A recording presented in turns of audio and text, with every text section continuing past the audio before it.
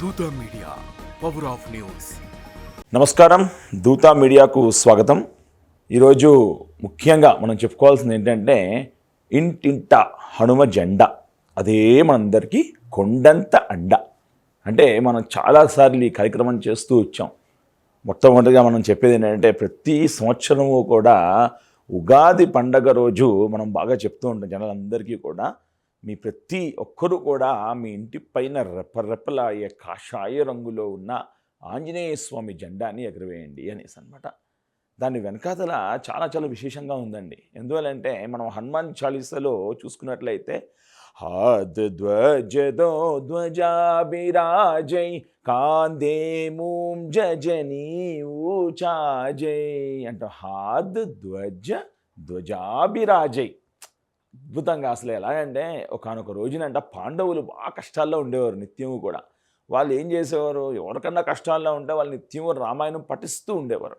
So ఆ విధంగా పాండవులు రామాయణం పఠిస్తూ ఉండేవారు అనమాట. సో ఒకానొక రోజున పఠించడం అయిపోయిన తర్వాత అర్జునుడు నది ఒడ్డున అలా నిలబడి అనుకుంటున్నాడంట, అస్సలా రాముడు చక్కగా బాణం వేసి వారధి కట్టచ్చు కదా, ఈ వానరులతో ఎందుకు కట్టించాడు ఆంజనేయ స్వామితో, వీళ్ళ వానరులు ఎందుకు కట్టారు అసలు అనుకుంటున్నారంట. వెంటనే ఒక మారు వేషంలో ప్రత్యక్షం అయిపోయారు హనుమ. ప్రత్యక్షం అయిపోయి, నాయనా నువ్వేమనుకుంటున్నావో నాకు తెలుసు, నాలాంటి ఒక ముసలి వానరి ఒక్క దెబ్బ కొడితే కూడా ఆ వారధి మునిగిపోద్దన్నాడంట. అదే నిజమైతే తక్షణమే నా ప్రాణాలు అర్పిస్తానన్నాడంట అర్జునుడు. సరే అని చెప్పేసి అర్జునుడు చక్కగా బాణం వేసి అద్భుతంగా సుందరంగా ఒక వారధి కట్టాడండి. హనుమ ఒక్క దెబ్బ కొనగానే మొత్తం కూలిపోయిందంట. ఇదేంటని చెప్పి అర్జునుడు మళ్ళీ కట్టాడంట. అలాగా ఒక 3-4 టైమ్స్ కట్టడం కూలిపోవడం అయిందంట. ఇంకా లాభం లేదు అని చెప్పేసి అర్జునుడు ఇంకా ప్రాణత్యాగానికి సిద్ధమైపోతాడంట. ఇంకా ఆ ప్రాణత్యాగానికి సిద్ధమైపోయిన సమయంలో వెంటనే ఆ శ్రీకృష్ణ పరమాత్ముడే, రామచంద్రమూర్తే వేరే విషయంలో వచ్చి, మీరిద్దరూ పోటీ పడ్డారు, చేశారు, బాగానే ఉంది, మధ్యలో ఎవరన్నా ఉండాలి కదా విట్నెస్, ఇప్పుడు నువ్వు కట్టు అన్నారంట. అర్జునుడు అన్నాడంట, స్వామి లాభం లేదు అంటే, నువ్వు ఇప్పుడు కట్టు నేను చూస్తా అన్నారంట. ఈసారి అర్జునుడు కొంచెం బాగా మంచి దీంతో కృష్ణ కృష్ణ అంటూ ఆయన బాణం వేసి చక్కగా వారధి కట్టాడంట. హనుమ ఒక దెబ్బ కొట్టంగానే అదేం అవ్వలేదంట. మళ్ళీ హనుమ గెంతారంట, అది ఎరగలేదంట.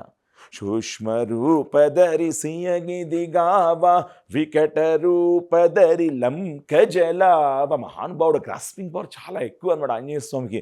వెంటనే చూసి గ్రహించేశాడనమాట, అబ్బా వచ్చింది ఎవరో కాదు మా రామచంద్రమూర్తే వచ్చింది అని చెప్పి వెంటనే ఈయనేమో కృష్ణులాగా కనిపించాడు అర్జునుడికి. ఇద్దరు వెళ్ళి ఆయన పాదాల మీద పడ్డారంట. అప్పుడు ఆంజనేయ స్వామి అంటారంట, ఎప్పుడైతే అర్జునుడు యుద్ధానికి వెళ్తాడో నీ జెండాపై కపిరాజుగా నేను ఎగురుతూ ఉంటాను అని చెప్తాడంట.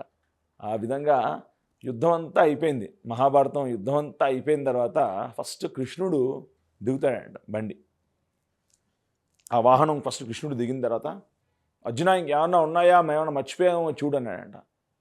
ఏం లేదు మొత్తం అంతా అయిపోయింది, ఒకసారి సరిగ్గా చూడు అర్జున అంటాడంట. అర్జునుడు చూసి, ఏం లేదు, ఈ బండి పైన ఒక జెండా ఒకటి ఉంది, ఆంజనేయ స్వామి వాహన జెండా ఒకటి ఉంది, సరే ఆ జెండా తీయనంటండి.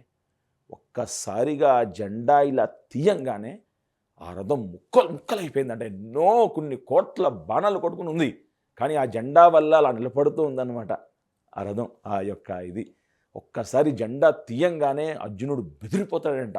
అంత ముక్కలైపోయి పేలిపోయిందంట అదంతా కూడాను. సో మనం కూడా మన ఇంటి పైన ఎప్పుడైతే జెండా పెట్టుకుంటామో అది మనందరికీ కూడా కొండంత అండ. మనకి ఎటువంటి దోషాలున్నా ఏమున్నా కానీ హనుమ జెండా ఉంటే చాలు. హనుమ అంటేనే అది.